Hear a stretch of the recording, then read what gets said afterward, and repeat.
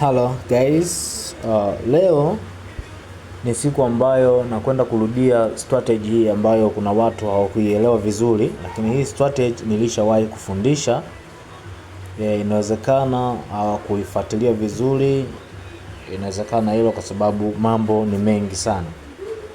Sasa hii strategy leo nitakwenda kurudia kwa uweledi mkubwa mno, na kwenda kurudia kwa kuelewesha kwa undani zaidi ili uweze kuelewa hii strategy. Lakini hii strategy huwa mara nyingi inakusaidia wewe kuweza kuchambua timu yako vizuri mno. Sasa utanifuata tu step by step, sehemu ambazo nitakuwa na kuelekeza hapa na kitu kingine ambacho natakiwa kukifuata katika uchambuzi wa timu zako. Hiyo itakupa uwezekano mkubwa sana wa kuweza kutabiri sawasawa na vile akili yako inavyo kuelekeza. Kwanza kabisa, kama ni mgeni kwenye channel hii, basi mimi ningeomba uweze kusubscribe na kugusa alama ya kengele ili uwe wa kwanza kuweza kupata notification pindi nikipost video, basi utakuwa wa kwanza kuweza kuipata. Lakini leo nitatumia hii sport bet kwa ajili ya kukufundishia hiyo kanuni. Lakini pia kwa wale ambao wanahitaji kujoin VIP, basi wanaweza wakanitafuta kwenye 0622042809. Wanaweza kanitafuta. Kwa wale ambao wako nje ya nchi yetu hii, wanaweza katumia plus 255622042809. Sasa tuende moja kwa moja kwenye somo letu. Hapa nitakwenda eneo ambalo limeandikwa today's football, kwa sababu uchambuzi wa mpira unahitaji kuna mambo mbalimbali uweze kuyafanikisha. Utagusa hapo, maana yake hapo tutakuwa tumepata ule uwanja wa timu za leo. Sawa. Hii strategy nimewahi kuifundisha, japokuwa ilikuwa ni muda kidogo. Kwa wale ambao wanaikumbuka, basi watajikumbusha hapa, na baadhi ya vitu vitaongezeka hapa uweze kuwa sehemu safe zaidi.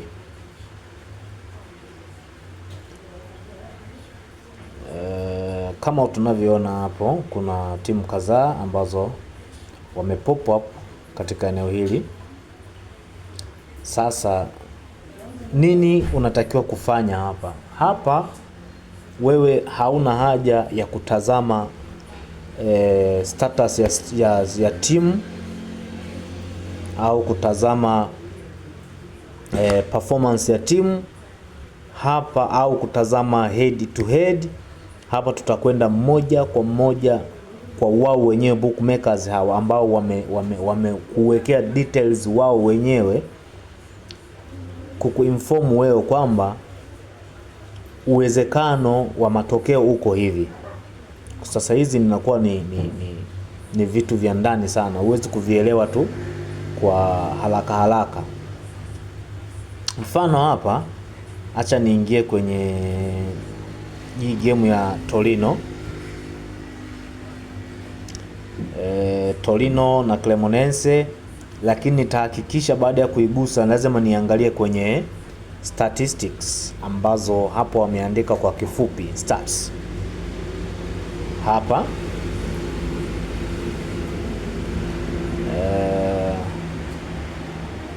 tunasubiri waweze kufungua.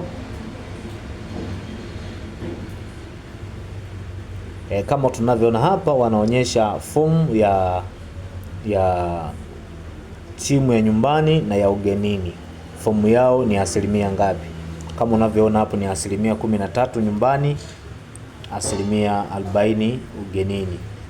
Game ambazo wa nyumbani ameshinda nafasi zao wa nyumbani na ugenini, kwamba ugenini ana nafasi ya 9, wa nyumbani ana nafasi ya 17. Hiyo tu ni information ambayo tayari wewe imekupa mwanga fulani kwamba nani hapa mwenye good attacking, tayari umeshamjua hapo, tofauti na mwingine. Sasa matokeo huwa yanatokana na kulingana na huyo mtu yupo katika eneo gani la hatari na namna gani aweze kupush kuweza kujiondoa katika eneo hilo. Kwa hiyo hali hiyo inaweza ikasababisha au game kuwa ngumu sana. Game inaweza ikawa ngumu mno. Sasa tutakuja ili eneo ambalo limeandikwa H2H new. Sawa, hapa ndipo tutakwenda kutazama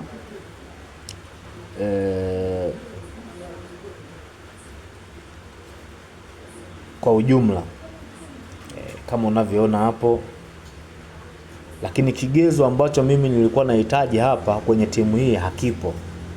Sawa, maana yake itanilazimu nirudi niangalie hii game ya juu, ngoje tuone, ambayo ni Atletico Madrid na Valencia. Tuangalie hapa kama patakizi vigezo. Yes, form ni hizi 60 kwa 60, maana yake hawa form zao ziko sawa, lakini kwenye nafasi tunaona wa nyumbani nafasi ya 4, wa ugenini nafasi ya 16. Maana yake ni vile vile tu kwamba game inaweza ikawa ni ngumu, sio nyepesi. Hii game ni ngumu sana. Sasa tukiingia kwenye H2H hapa tutaona kuna details ambazo tunaona 73% ushindi wa nyumbani na 10% ushindi wa ugenini. Manake tayari Valencia kwa namna yoyote ile anaweza kazidiwa nguvu na hawa Atletico Madrid, na kwa sababu kwanza wako nyumbani, hiyo inaobeba Atletico Madrid, manake uwezo wa kushinda anao. Lakini sasa nini ambacho sisi tunakwenda kutazama? Tunakwenda kutazama ili eneo.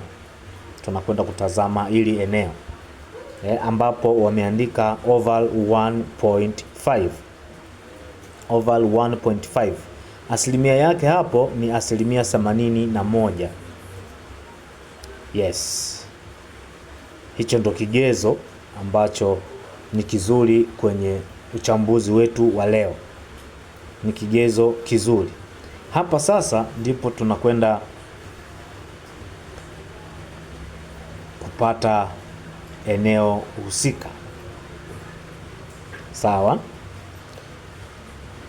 Ni kweli Atletico Madrid ana asilimia ya kushinda hii game.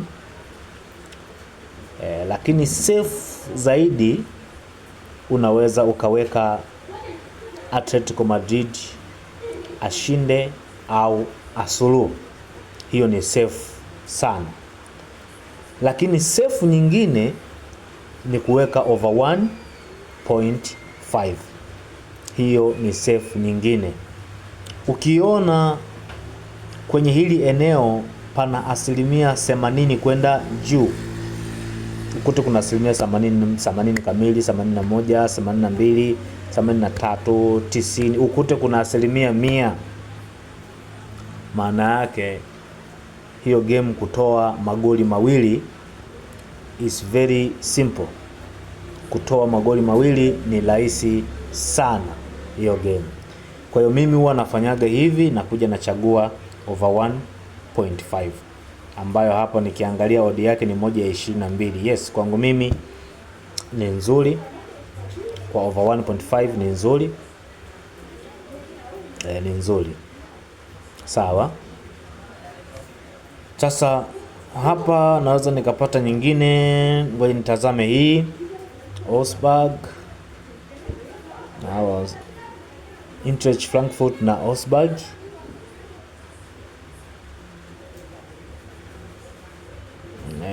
Nitazame tu kwa ufupi hapo kwa sababu maelezo nimeshatoa. Yes, hii na 89, maana yake ina kigezo cha kuweka over 1.5. Nini nyingine? Ngoja nitazame kwenye hii St. Paul hawa na Heidenheim. Yes, ni game moja nzuri sana hii. Tutazame hapo guys, strategy hii kupata odi mbili ni rahisi sana. Kama yes, hii nayo imekizi kigezo. Yes, kupata odi mbili ni rahisi sana. Kama hapo nimepata timu 3 ambazo uchambuzi wangu nimetafuta over 1.5, nimepata timu 3 ambazo odi yake ni 2 ya 15. Yes, ni odi nzuri hii, kwamba ina uwezekano wa 85% hadi 90% kuweza kufanikiwa kwa tiketi hii. Kwa hiyo ndo njia pekee ambayo inaweza ikakupa uchambuzi mzuri kwa kupitia sport bet. Yes, japokuwa mara nyingi huwa ninapotoa hizi strategy, yes, huwa wanabadilishaga mifumo. Sasa ushauri wangu kwako ni kwamba kama unahitaji kutumia strategy hii, unaweza ukatumia siku ya kwanza ambayo mimi ukatumia siku ya pili. Ukiona inakukimbia, inakataa hiyo strategy, unaiacha walau siku 3 au siku 4, au unasubiri nikishaweka nyingine, wao watafocus na hiyo, alafu hiyo nyingine itakuwa iko huru. Mara nyingi huwa wanazibana. Wakishagundua kwamba nimefundisha hivi, huwa wanazibana ili kuweza kupoteza mwelekeo. Kwa hivi vitu vyote unatakiwa uvifahamu. Yaani kama hujui kucheza na hizo nyakati, ndugu yangu, itakupa shida. Itakupa shida kwa sababu hawa watu sifikiri kama unavyofuatilia wewe, na wao huwa watu wao wanafuatilia. Kwamba kile tunachokiweka wao wamegundua kwa asilimia ngapi, kwa sababu lengo lao sio wewe ufanikiwe, lengo lao wafanikiwe wao. Hilo ndio lengo lao, wao ndio wafanikiwe. Sawa. Kwa hiyo lazima pia uwe makini na hili, uweze pia kwa mfumo wako wa fahamu wa ufikiri, uwe unafikiri chanya pia kuhusiana na hivi vitu. Uwe pia kuna vitu unaviadi pia wewe mwenyewe kulingana na hivi vitu. Hiyo itakusaidia sana, yani itakusaidia sana. Lakini ukisema tu moja kwa moja, yes, nimwachie mwalimu ili jambo yeye alitekeleze na mimi nilifuate kama lilivyo, likikataa siku 2 basi ukaachana nayo, manake kuna vitu unaweza ukapishana navyo, kwa sababu wao kazi yao ni kukuragai wewe, kazi yao ni kukudanganya wewe ili wahakikishe wao waweze kupata income na sio wewe. Kwa hiyo ili uwe safe, inabidi lazima kuna vitu baadhi uweze kuvingamua wewe mwenyewe binafsi.